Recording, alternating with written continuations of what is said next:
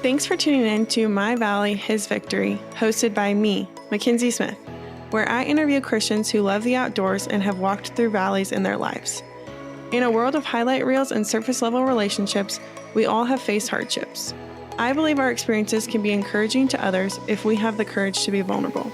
2 Corinthians 1 says, "The Father of compassion and the God of all comfort, who comforts us in all our troubles, so that we can comfort those in any trouble with the comfort we ourselves receive from God."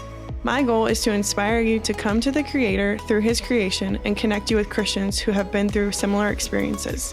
I pray that this podcast encourages you if you are in a valley and pushes you to share how God has turned your past valley into His victory. On today's episode of My Valley, His Victory, we have Kat Couch. Kat was born and raised in Dallas, Texas, and currently resides there with her husband Kevin and their dog Lily. She works at Boeing in business operations and is the founder of Fearfully and Wonderfully Wild, an adventure trip company for Christian women. Kat is a self-proclaimed nerd, loving everything from Star Wars to Harry Potter, is an avid reader and a member of a book club, plays 5 different instruments, and loves all things active and outdoors. She loves going on walks with Kevin and Lily, hitting up the local Pilates studio, and spending time with her family and friends. Her faith forms the foundation of her life, and it is interwoven into all that she does. Thanks so much for being with us today, Kat. Yeah, I'm really excited to be here. Yes, I love everything in your bio. You're like self-proclaimed nerd / outdoors person / reader yes, / all the things. All these different things that I'm like, we have a lot to cover, a lot to talk about. Well, why don't you go ahead and just share with the listeners just a little bit more about yourself and who you are? Yeah, for sure. So like I mentioned, married. I've been married for a little over 3 years now, and it has been so much fun. I think my favorite phase of life. And we have a dog, Lily, that I actually had before we got married for 5 years. And now my husband has officially stolen her, and they are just the best of friends. And I am constantly third wheeling them. So that's been really fun. Yeah, so for my full-time job, I work at Boeing in business operations. Aerospace is quite the exciting place to be, as I'm sure everybody knows from the news and just what people say about Boeing, but I truly have been loving it. I mean, we just make a really awesome product that people use every single day, and getting to be a part of that process and the safety and quality around it has been really awesome. So, and then I, yes, am for sure 100% a nerd. My bachelorette party was actually Harry Potter themed, and we did a whole Triwizard tournament with a maze. It was so awesome, and I'm just so thankful for friends that wanted to nerd out with me and do that for a whole weekend. So super fun. And then, outside of work, I love to travel, try to do so as much as possible. I've visited, I think, 25 plus national parks. I'm very much like, I like to take trips over vacations. I will not relax. I have an itinerary from sunup to sundown, making sure we squeeze in all the things, always trying to get a hike in. And that has, my husband is very much more a vacation person. So we've had to meet in the middle a lot, which has been a lot of fun. But yeah, when I'm at home, like you mentioned, I like to go on walks every day. I like to do some outdoor sports like pickleball or volleyball. We actually do have pretty decent mountain biking here in Dallas, and there's a whole like Dallas Off-Road Bike Association with events that happen. So been doing that. And then during the summer, love to go and paddleboard out on the lakes that we have.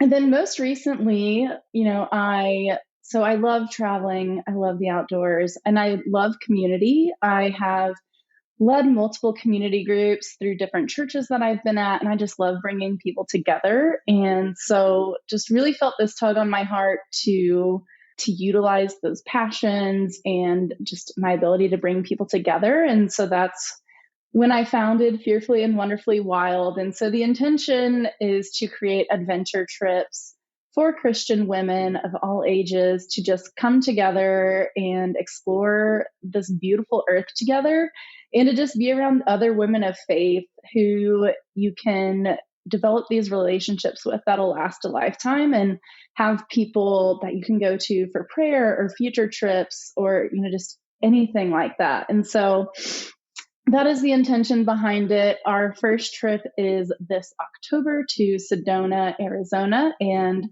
I'm very excited about that. And that is a little about me. Yeah, absolutely. Covered a lot there.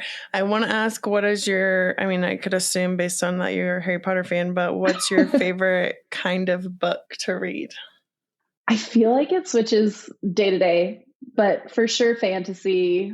Like, I love all of the fantasy. Give me all of the weird creatures. I'm also a big historical fiction fan, especially like World War II stories. So if anybody needs recs on those, I have all the recs. And then, see, like you mentioned, I am in a book club as well, and so we get a good variety of books that people recommend throughout the year. So I've been reading more romance novels than I would care to, but they're fun. They're quick reads. And then we actually just read a sci-fi novel for this past month. So discussion will be happening next week, and I'm excited about it. Okay, very cool. Yeah. And you didn't touch on it, but in your bio, you said you play 5 different instruments. So what are the 5? So I played piano I'm like, how old am I? I played piano for like 28 years now. And then I played French horn as like my primary instrument, and I did band in college and did marching band. And then from there, I expanded. I taught myself trumpet and saxophone, and I played saxophone in like another band that we had. And then I taught trumpet lessons to urban youth in the South Bend community, which is where I went to school. And then I also know trombone. Okay. Yes. Okay, so a lot of brass, is that what that's called? A lot of brass. A lot of brass instruments. Yep. Okay. Mm-hmm. That's very cool. I'm always fascinated by people that can play instruments very well or they're musically talented, because I am not, but I really appreciate it, and I really love music and all of the things, but did not. I got the athleticism skill, and my sister got all the music skills. So, oh, that's fun. So you said 25 national parks. Give me, I know it's always hard to pick a favorite. Give me like top 2, top 3. Oh, man. So I would say most recently, I went to Mount Rainier in North Cascades, and just the Pacific Northwest in general is so beautiful. And so, I would say that those are probably top tier, but Yosemite holds a very special place in my heart. And just like the circumstances of the trip were so fun, so many awesome memories created. We stayed at a hostel when we went there, me and one of my good friends, and it was just a really fun trip. And she and I have been going on trips to national parks together now. I think we've done 5 or 6 years.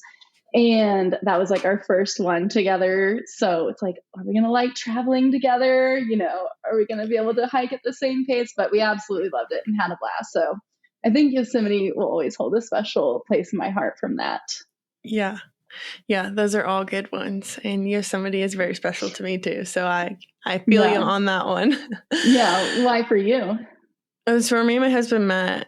That's amazing. Yeah. Yeah. And then it's also where I finished the John Muir Trail, which was like a big part of my life. And yeah, so it's just so beautiful. Like I'm a big rock person, like big, like I love whenever things are just really unique rock features or formations or that kind of thing. And so I just love all the rock too in Yosemite. So for sure. I think even without those other things, it would still be special. I mean, it is obviously special, but those things definitely are the icing on the cake for sure. Definitely. So obviously you love to travel, you love to get outdoors, and it sounds like you like to do kind of it all. Kind of talk to us about how going on these trips or being in the outdoors plays a role in your relationship with Christ.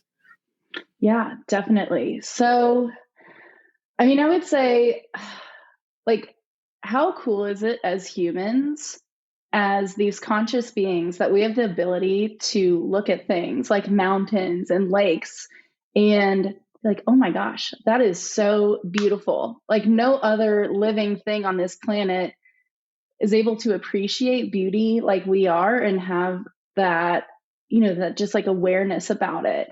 And it's just so cool to me that like God created us with that awareness and that appreciation for beauty, and that he gave us this amazing earth to be able to experience his beauty. And I'm always so reminded, like when I see a beautiful sunset or, amazing scenery, that like the earth didn't have to be like that. But I think that, God created it that way for us to appreciate it and to feel connected to him, of like, just, I made this for you to enjoy. And I just think that's super cool that we're able to experience that as humans. And I mean, it's crazy to me that people could look at this earth and be like, how could people think that there isn't a creator? I mean, it's just so unique and so beautiful. And so I just always feel really, really connected to him when I'm outside, and I just, feel his presence. And yeah, it's just awesome. Yeah. Yeah, definitely. I would love for you to share a story about a way in which maybe God has spoken to you or revealed himself to you through the outdoors. Yeah, for sure. So I actually, oh my gosh, 10 years now, I hiked the Inca Trail in Peru. And I did it with one of those group trips. And I mean, it was just such a wide variety of people from all over the world, from Australia, Europe, also from South America. And, the hike in itself was super challenging. And you're alone a lot of the times just because everybody's hiking at different paces. And, you're hiking 10 plus hours a day. And I just remember after the hardest day, I forget, the thing, it was called like Dead Women's Pass. You do this super intense climb and you finally reach the top and you just sit and take it in. And I remember I was there and I happened to encounter a girl from my group who was from Scotland. And she and I are just taking in the view, and she looks at me and she's like, "Do you believe in God, Kat?" And I'm like, "Yes, I do actually. Do you?" And we were just able to have this amazing conversation about faith. And it was just so cool. I mean, obviously, I interact with people of faith every day, just here in Texas, but to connect with somebody from the other side of the world about our faith because of the beauty of God's creation, it was just such a cool experience. And it was just God showing like I am like present throughout the world, and like you're able to connect with, people who share your faith and do that in these amazing spaces in the outdoors. And so that moment will just always be with me, of just a really awesome moment of God being like, "Hey, like I am here, and like my people are here, and you are not alone as a believer in this world." Where did you say she was from? From Scotland. From Scotland. Okay. Yeah, that's very cool. You guys are in a foreign country. Yes. Neither of your homes, both of you guys are in a foreign country. You are doing something totally random, and just, yeah, how cool that she just like asked that question, especially as you guys are sitting there looking at this amazing view. And it's just like, yeah, this is God's creation. This is, yeah, what a fun moment. And, especially if I feel like sometimes it can be challenging to travel in a group where you don't have the same beliefs. And so you can kind of feel a little bit of tension, or a little bit of, not being a part of whatever their conversations are. And so to have that moment and have, someone on your side of the fence and like be able to bridge that conversation, I think is always really helpful. And it's always good to know that, you have other believers with you on those adventures. Definitely. So very, very, very cool. Yeah. So I know that you live in Dallas, which is a really big city, but Sure is. obviously it sounds like you said there's mountain bike trails, you can paddleboard, you can do a lot of things, but kind of just for someone who lives in a big place like Dallas, how can they start connecting with God through his creation on an everyday basis? Yeah. So one thing that I do, and I think having a dog really helps with this, but I go on walks every day, and it's just through my neighborhood. And I mean, my neighborhood it's nice, but it's nothing, amazing in terms of the views or anything. But I like while I'm walking, I just like I do prayer walks, and no shame. I'm just praying out loud, just talking to myself as I'm walking along. And so that's like been really big for me, as like that's my time to connect with God and to just be outside at the same time. And one thing that I do too when I'm on my walks is I just like to take in like the small things of beauty. So like people assume that Texas doesn't have any seasons, but there are subtle changes that happen. So like recently everybody's magnolia trees have been blooming and the flowers are so pretty. And then in the fall, the leaves do change. It's very quick, but like being able to see the change of the seasons, or we have like just little critters running around, rabbits and bobcats. And I always just get like so excited when I see something in my neighborhood, and just like appreciating those small things. I don't think it has to be significant. You don't have to go on these incredible hikes every week, or I don't know, like see the most incredible things to be able to be outside and appreciate God's creation and connect with him. I think it's in those small moments as well, just, appreciating everything that he created, and, being able to be in the fresh air and disconnect and have that intentional time with him. Yeah. Yeah. Notice the small things, because sometimes those are really cool too. It's not always the big things. Right. And yeah, I feel like everyone, it's funny. This is a common theme for this answer. It's like, well, I have a dog and I have to take them on a walk. And so I get to go outside and, ideally try to be off your phone and just, and like for me specifically, like taking my dogs on adventures or even on walks help me notice different things, because like I'll see them get really excited about, something on the ground that they're smelling, or like I'll catch their attention, of like something that ran across the road, like that I wouldn't have probably seen, if I didn't have them with me. And so I always say getting to adventure, getting to, experience something with my dogs is always so cool, because I get to see it from a different perspective as well. For sure. Just seeing their tails wag and see what they get excited about. And it's funny, one of my dogs is obsessed with water. So it's like, oh, a puddle? Like, it just like reminds me of like a little kid. Like it reminds me of a little kid, and just like the joy and the happiness of being able to appreciate this just little tiny puddle of water. And we gotta love dogs. Dogs are the best. They are truly the best. What kind of dog is without them? Yeah. What kind of dog is Lily? She is an Aussie Border Collie mix. Okay. So she high energy? She actually is not. So I think, unfortunately, so she's a rescue, and I think she might have had a rough past. She was super timid when I got her, and she's definitely come out of her shell, but I mean, she is just the chillest dog, and like doesn't play with toys or anything, doesn't play fetch, but she does love her walks. She is very demanding about her walks, and she'll actually lay in front of the front door and like refuse to go out into the backyard to go potty. She's like, no, we're going to do it on a walk, or we're not going at all. I love that. Oh, she's telling you what she wants and what she needs. Yes, for sure. Oh, that's fun. Okay, Kat. Well, switching gears into the title of this podcast, My Valley, His Victory. I would love for you to share a valley or a season of wilderness that you experienced, and just what God maybe has taught you or prepared you for in that season. Yeah, for sure. So I feel like my valley needs a little bit of backstory. Give So it to us. Give us all the yes, story. yes.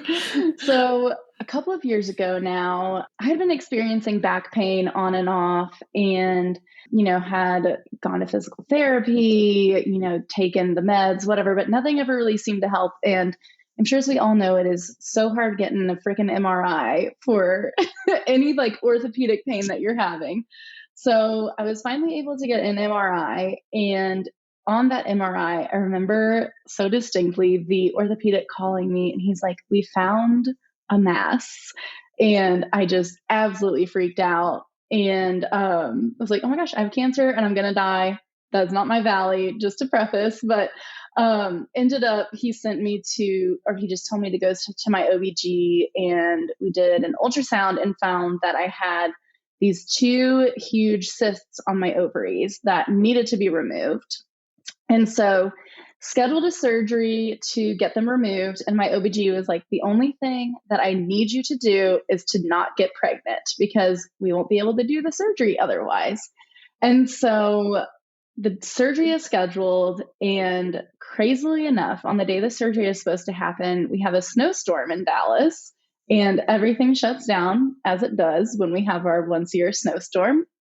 And so surgery is postponed. And I remember I was like supposed to start my period on the day of the surgery.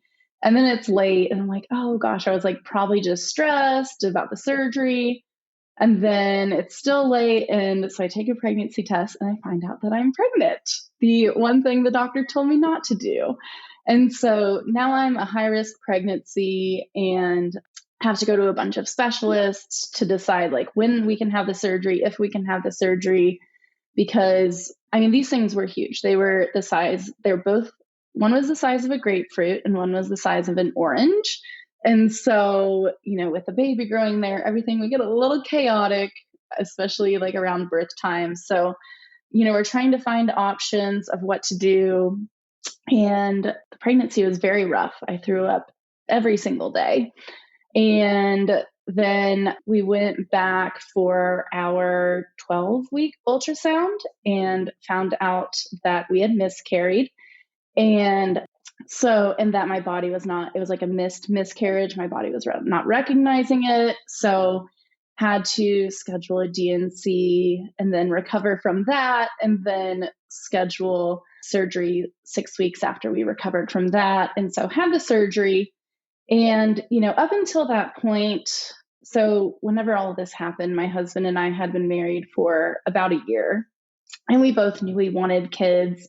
And we, had talked about like, okay, like at the year mark, we can start trying. And this, set us back 6 months. But so 6 months later, after the surgery, we were cleared to start trying again. And in my mind, I was like, oh my gosh, this is going to be like so serendipitous. Like we can start trying on the due date of the baby that we lost. And I was like, we're going to get pregnant immediately. Like it happened so easily beforehand. And that was almost 2 years ago now. And we have not been pregnant since. And so at the beginning of this year, we went to a fertility specialist and had all of the tests done. And basically, my fallopian tubes are just not functional. And so there is just really a very, very, very small chance, by a true miracle, that we could get pregnant naturally. And so my husband and I, with the fertility doctor, came up with a plan of, okay, like we'll try maybe 1 to 2 rounds of IUI, but then after that, like we should probably just remove the tubes because that puts me at a risk for an ectopic pregnancy, and then just go straight to IVF. And so we did 1 round of IUI, no success. And I tried connecting with the doctor of like, okay, so like, what's the plan? You said 1 to 2 rounds. I don't really want to waste my time with something that's not going to work. But she was like, let's do 1 more round. And then we did 2 more rounds after that. And she really just changed her tune of what was happening. She went from saying that both tubes don't work to, well, one tube works fine. And, the other tube is the one that's the issue. So IUI could still work and we should keep trying this. And it just was like really unsettling. And she never owned up to, she just wouldn't admit that she had changed her tune. She's like, no, this is what has been happening all along. And so it just really rattled me. And I mean, for women who have gone through this, it is just so taxing physically and emotionally and financially. And so my husband and I decided to leave her and to go to a different doctor. And it's one that I definitely feel more comfortable with, but he looked through all of the notes and he was like, I have no idea what's going on. So we just have to start the whole process over. And so had to do all of the testing again and found out for sure that both fallopian tubes out of commission. So the best option moving forward is going to be IVF. And that is something that my husband and I have prayed about and talked with our small group about. I know there's a lot of controversy around it and just, the sanctity of life, but we, plan to move forward in a way that, takes how God intended life to be and, try to, as best as we can, just bring that viewpoint into how we proceed with IVF. And our doctor, thank goodness, is a Christian as well. So he definitely knows the mindset that we're coming from. But that is where we are today. And so, throughout all of this, of course, 20 friends have been pregnant and had babies, all without issue. And, whenever we were trying for the year and a half, I was like, every month I was so devastated when I would take the pregnancy test and find out that yet again, we weren't pregnant. And I remember I was reading Psalms recently and I found a verse that I had highlighted in Psalm back, when we were in the midst of this, of how long must I wrestle with my thoughts and day after day have sorrow in my heart. And it really is, it's defeating, it's isolating. And I don't know, when we're going to have a baby, if we're going to have a baby, because, there's a couple of other things along with the tubes that were areas of concern. And so it's definitely been a very, very challenging time. And so very much still in the valley. But I have definitely seen God working through this in my heart posture. Like I mentioned, I used to just cry and cry every time I found out that I wasn't pregnant.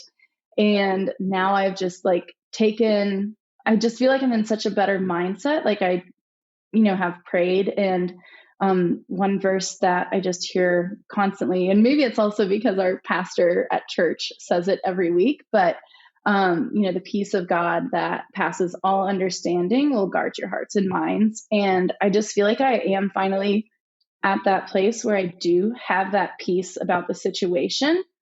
I'm not taking pregnancy tests anymore. I'm just waiting to see, what happens, if my period comes, if it doesn't, and just, releasing, wanting to, be in control of that. And, just my husband and I have grown closer. The way that we pray together and worship together has changed through it. So there have definitely been blessings, but it is hard and it is isolating, and it's tough not comparing yourself to everybody else who's getting pregnant no problem and having kids no problem. And so yeah, that's where we are today. And we're hopeful for these next steps, and just trying to trust ultimately God's will be done. And we don't have any control over his will, but his plans for us are perfect. And, it's all going to work out according to his plan and for our good. Yeah. Thank you so much for Yeah. sharing, and just, saying like, God has taught me so much, but, it still is kind of, you're still in the valley in some ways, because you are still battling with this, and still, trying to figure out how to navigate this whole situation, because it's not, like a one and done event. It's a, ongoing thing. And so, I have a few questions. Yes, for sure. I'm going to try my best to articulate them. I feel like this topic is so near and dear to my heart right now, because I have a friend that's going through a similar season. And so I just also have probably more questions than I normally would, because I'm like, bring them all. This is like, through hearing what she's talking about and hearing what you're talking about, just like trying to also help other people that maybe haven't gone through this understand a little bit more and be able to support better those people, because I feel like this is a topic that people that haven't gone through it have no idea really what to do. Yeah. And how to support, and what it's like, and how much it takes a toll on your body to go through. I'm not entirely sure with IUI, but IVF, and just all the different things, like, and all of that. So I'm going to work backwards, I think, from what you said. So we'll start at the end. But you've said that one of the things that has been like a blessing out of this is it's really changed the way that you and your husband pray together and worship together, and has probably strengthened your marriage. And so just would love for you to share some like practical ways that has happened, and how you guys have drifted together versus apart, because I feel like one of two things can happen, right? Yeah. So one of the things like that was a huge area of growth for us. So my husband and I just have like very different personalities. I am very emotional and I feel things very deeply. And my husband is very logical, just like, okay, we're taking the steps and that's good. And we're doing all the things we need to do. And so, like on the days that I find out that I'm not pregnant, obviously emotions just pile on. And, initially my husband was like, it's fine. Like we're taking the steps, and I know that his heart is good behind that, but it's like, no, I need you to like meet me in my emotions and let me feel this, and like not talk logic to me. Like right now, like I don't need that right now. I need you to like just rub my back and let me cry and, just reassure me in that way. And so, I mean, just like growing in communication, and, we haven't had situations like this before where these huge emotions take over. And so just being able to communicate like my needs better to him, and like seeing him meet those needs has been, it's been really cool, and it's really transformed our relationship. And then, in terms of just prayer and like worshiping together. So, before I just felt like, so we're not the best at praying together. We both pray individually, but it's just not as natural for us to pray together. And so we've really grown in that, of just like, at first it was kind of awkward of like, God, give us this baby and, guide our steps. And now there's just like more intentionality behind the prayer. And now that we've been doing it, like it feels more comfortable, and like we're able to, show our vulnerabilities to God together in those moments. And so, I would just say like at first it definitely wasn't natural, and it wasn't the most comfortable, but it has really changed. And I think just help give us both more peace about the just the situation, and what God is doing through it. Yeah. I think it's really important what you said, like you have to communicate your needs, because this is not a normal situation, and a lot of times men don't know what we need. Ladies, they don't know. And I mean, they're not experiencing the physical side as well. Right. Like, so with IUI, obviously not as tense as IVF in terms of the hormones, but you are on hormones throughout the whole process. And like, I felt like a crazy person for sure. And, he's not experiencing those highs and lows. And yeah, just like making him aware of like, this is what's happening in my body right now. And, giving him that understanding. And it was helpful for sure. Yeah, I think that's huge. I think it's one thing in relationships that you really have to learn how to do is communicate what you need and, and speak them. And then it's, someone doesn't know what they don't know if you never tell them. Yeah, exactly. Cause he probably thought, he was being encouraging of like, don't worry, we're doing all that we need to, like, we're taking the steps. And like, obviously his heart behind that is good, but not what I needed in the moment. Yeah. Well, and I also just love what you said about, like praying together. It's awkward at first, and it is awkward. And I think anyone that's married that has prayed together can say that. Like, it was not natural, and it does not feel good at first. It seems really odd. But that doesn't mean you stop doing it, because it will get better. And I think that's such an intimate time together to be able to do that and to pray together. And so I just encourage anyone out there listening who's like, I tried to pray with my husband. It's awkward. Keep trying. Trying. Just keep doing it. Okay. The next question that I had was, you had, over the course of this year, like 20 friends get pregnant, and the comparison and the, just struggling with that personally. So, how do you navigate friendship? Like, you want to be happy for your friends and you want to encourage them and be there for them and be excited for them, but that can also be really hard. And so how have you found like a middle ground there? Or, like, how have you had to distance yourself maybe from friends? I don't know. Like, talk to us a little bit about how you've navigated that, because obviously you don't want to be selfish and be like, I'm upset that you're pregnant, but you're also sad for yourself, So how do you deal with that polar opposite? Yeah, definitely. I mean, so I would say I just really have to be conscious of like remembering like every child is a blessing. And like, I mean, I'm always going to be excited for my friends who get pregnant. And I think it's okay to like also be sad for yourself.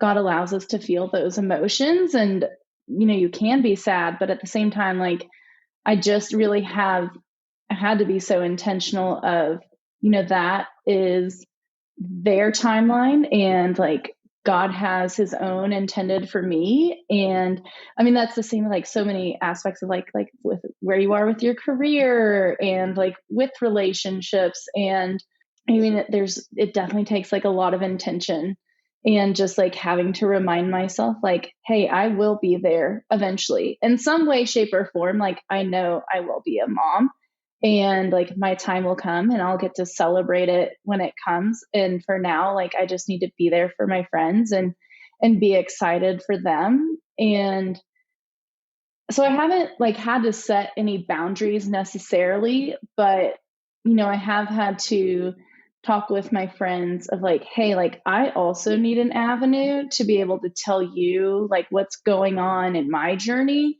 And like, I need you to pray for me. And like, I want you to ask questions to me about it. Like, don't think that you can't approach me, that it's like too much for me, like, because I need the companionship. I need people going through it with me.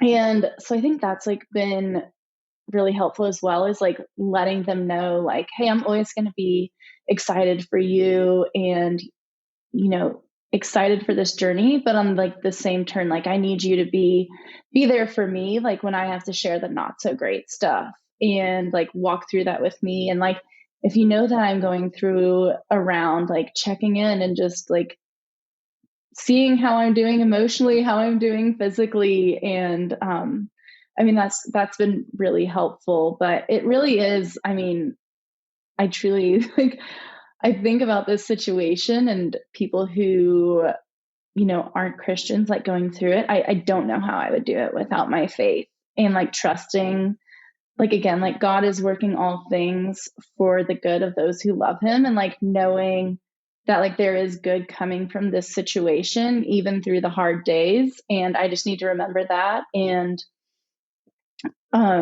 just be really intentional when it comes to that comparison. Yeah. Yeah. No, that's good. And it's both, it's two-sided, you need to be there for them and you need to support them and be happy for them, but they also need to be there for you and to ask questions, support you in your journey, and be able to grieve with you and all the things. So thank you for sharing that. Yeah. So you said you've been navigating IVF with your small group and with your friends and with your family, and you said it's kind of controversial and, all of that. And so would love to just kind of hear like where you've landed and, how you've reconciled your decision for moving forward with this. Yeah, for sure. So I will say, like, initially I wasn't necessarily against it, but I don't think I was as for it. And I honestly feel like social media played a huge factor in that. There are like so many wonderful Christian influencers out there, and so many with podcasts and things that I follow. And some have taken like very adamant stances of IVF is wrong and it's wasteful and you shouldn't do it.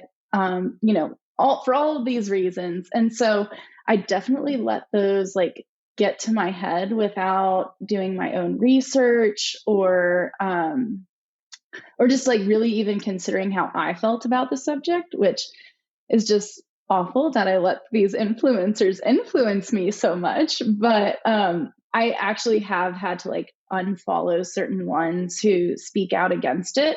And that's really helped. But I mean, so my husband was more on board with it from the get-go. And so, I've had a lot of prayer through it and a lot of like, hey, God, like, if possible, could we not do IVF? But like, also give me peace if that's the direction we go, that's okay. And so, and it's crazy too. I like with the small group that we're in, a couple of the other women, actually, I'm pretty sure every woman in the small group has had some kind of fertility struggle. And so it's been really cool to be able to connect with them on that.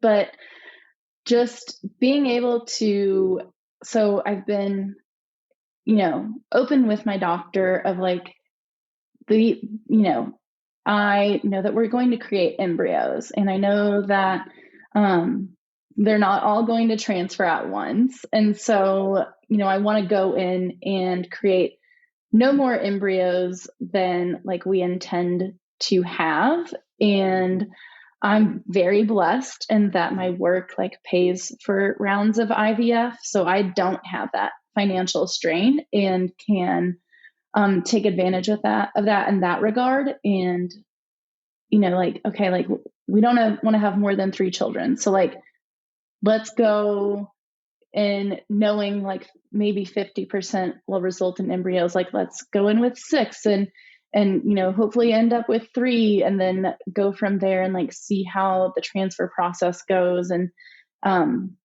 everything along with that. And so just like being able to do, have that mindset going in and have those conversations. And I think too, I've had so many conversations with my husband about it of, like, well, maybe there'll be a miracle and like we'll get pregnant. But it's like medicine, I think, is a miracle too. And like, and I don't think that a child created through IVF is of any less significance to God than any other child. like the child that is born from this will be loved by God. It will be made in his image. And I mean, yeah, I just knowing that will be like the end result is like this child who is loved and like who God will never turn away from. I think it's been really like just, that's like the mindset that I have now.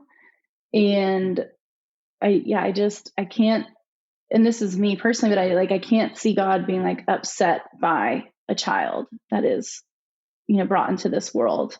And so that's really helped me. I mean, it's not, anything super crazy, but I also, this is random, but before I even knew that we would have to do IVF, so I went to Notre Dame for college, which is a Catholic university. And I was the president of our alumni club here in Dallas for this past year.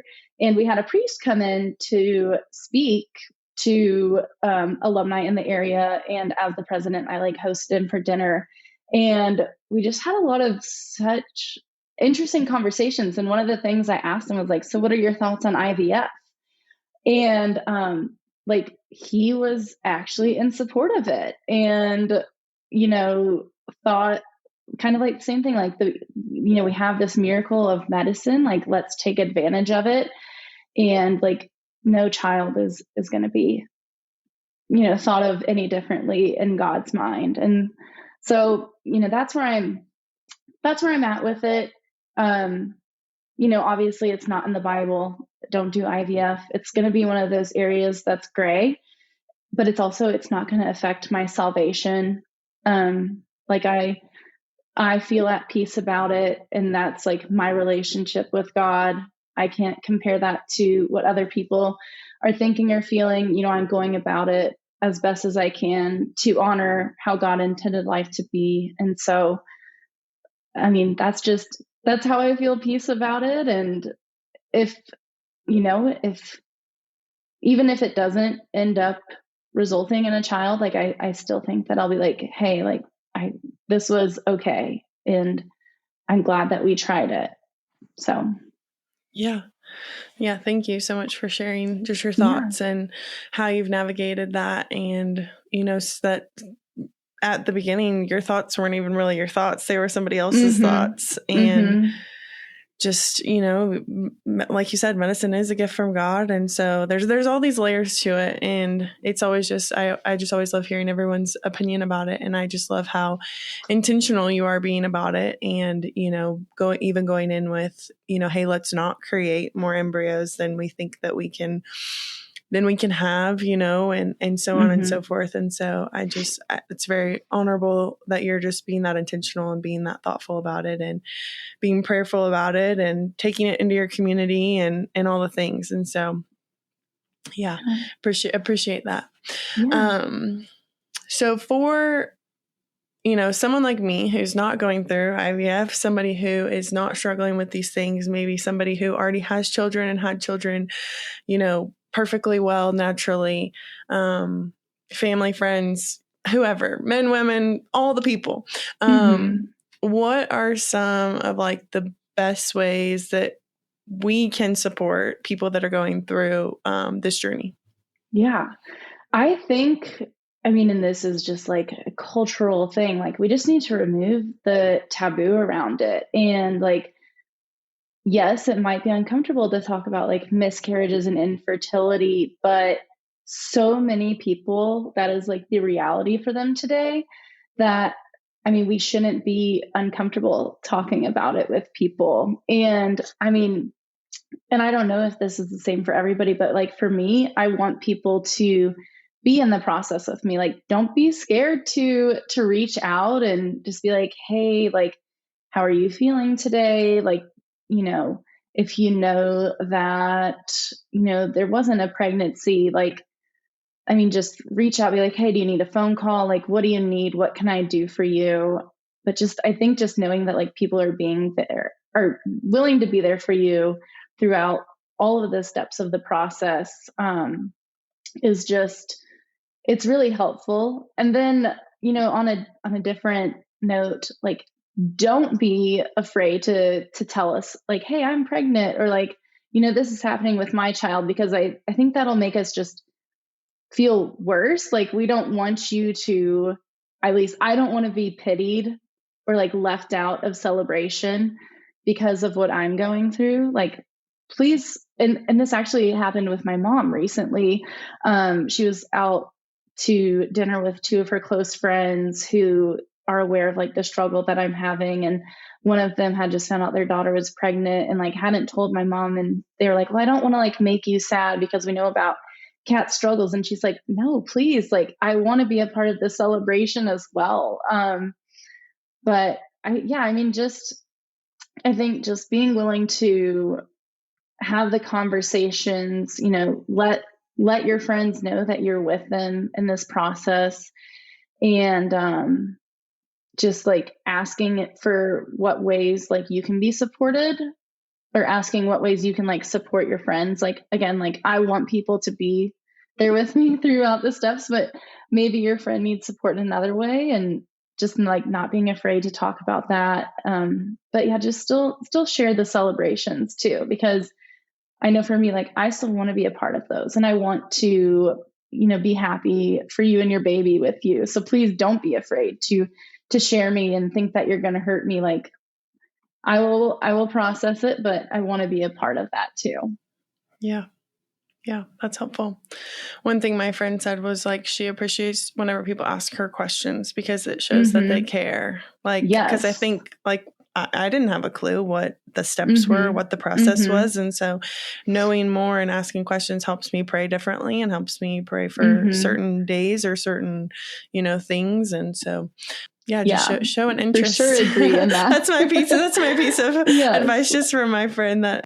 Yes, because there are so many steps that people don't know about. I mean, I think I've had freaking like 20 ultrasounds, in the past 3 months. And those in themselves are awful because it's just invasive and, being aware of all of the steps and like showing an interest is super helpful. Definitely.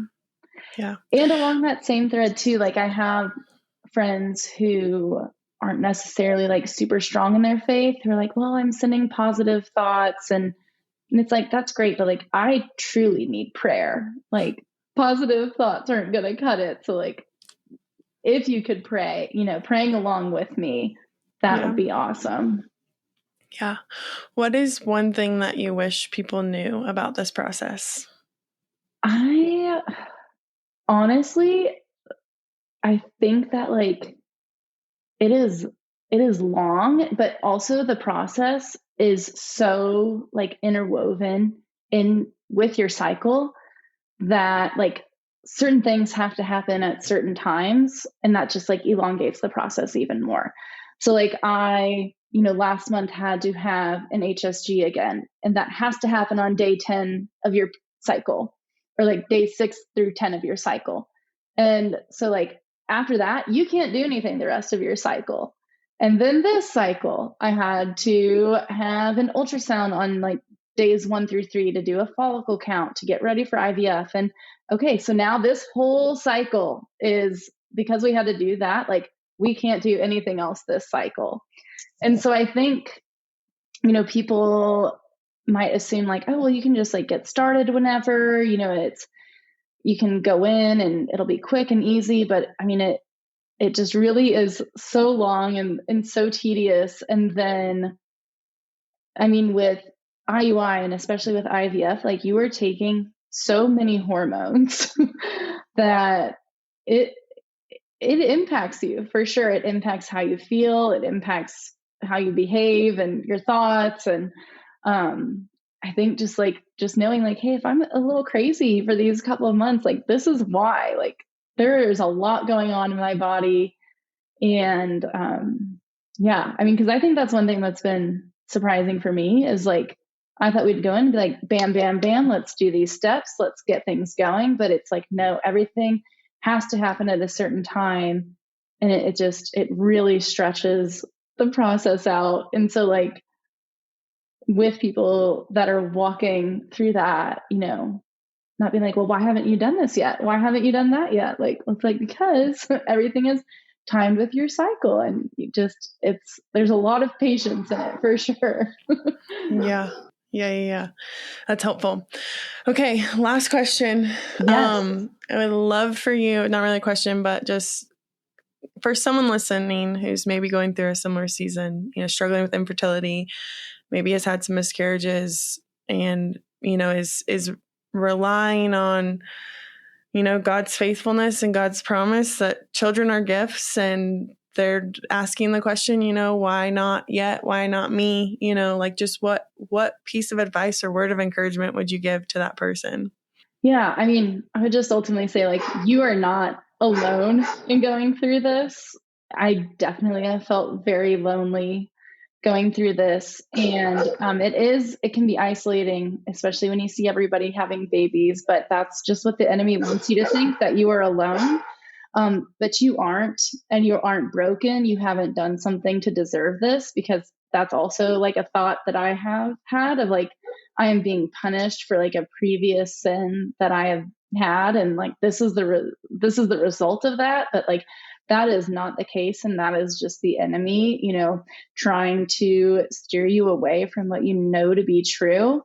But I mean, I would just say that you are not alone, and there are other people out there. I mean, I think that's one of the reasons I wanted to share this today, is to this is a reason that I'm going through this, is to be a resource to other women and to help them know that they're not alone. And, they really can find peace with the situation through prayer and through spending time in the Word. And again, just going back to the Lord's Prayer, your will be done. You have to give it to God and trust that He works things, for the good, and there is purpose in this time of suffering. And then also more practically, just based on my experience,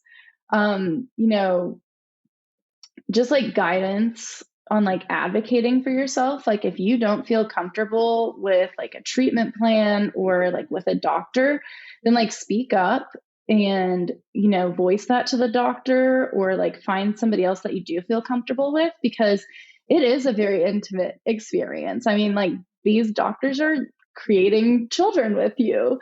And expensive. Yes, and expensive. So I mean, just really advocate for yourself. I know that, you want to do it immediately, trust me, but if you need to take the time to shop around with doctors and find somebody that you truly feel comfortable with, then I think that it's 100% worth it and will change the process for you a lot. Yeah. Yeah. Those are all very helpful things. Thank you so much for sharing that. And just for sharing all that you have. I know that, like you said, this is something that isn't talked about enough. And there are a lot of people out there going through it that feel very lonely and that feel very isolated. And I just really appreciate you sharing all that you have. I would love for you to share just where listeners can connect with you or learn more about Fearfully and Wonderfully Wild.